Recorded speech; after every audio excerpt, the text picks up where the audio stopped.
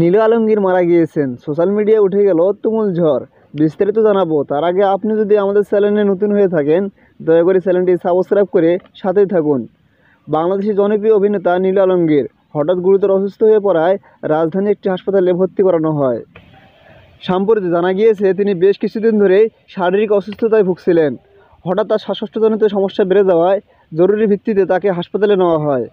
নীলয়ের শারীরিক অবস্থার ভয়াবহতা দেখে চিকিৎসকেরা দ্রুত আইসিইউতে স্থানান্তর করেন এবং সর্বোচ্চ সেবা দেন, কিন্তু তার প্রকৃত রোগ এখনও নির্ণয় করতে পারেননি চিকিৎসক।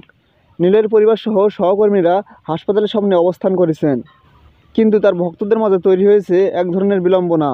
কেউ সোশ্যাল মিডিয়ায় পোস্ট করে নীলু আলমগীরের জন্য দোয়া চাইছেন, আবার কেউ পোস্ট করে বলছেন নীলু আলমগীর মারা গিয়েছেন।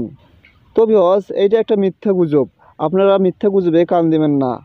আর যারা এসব মিথ্যা গুজব ছড়ান তাদেরকে বলছি, দয়া করে একজন ব্যক্তির নামে এমন গুজব ছড়াবেন না, এতে তার জীবনের উপর প্রভাব পড়তে পারে।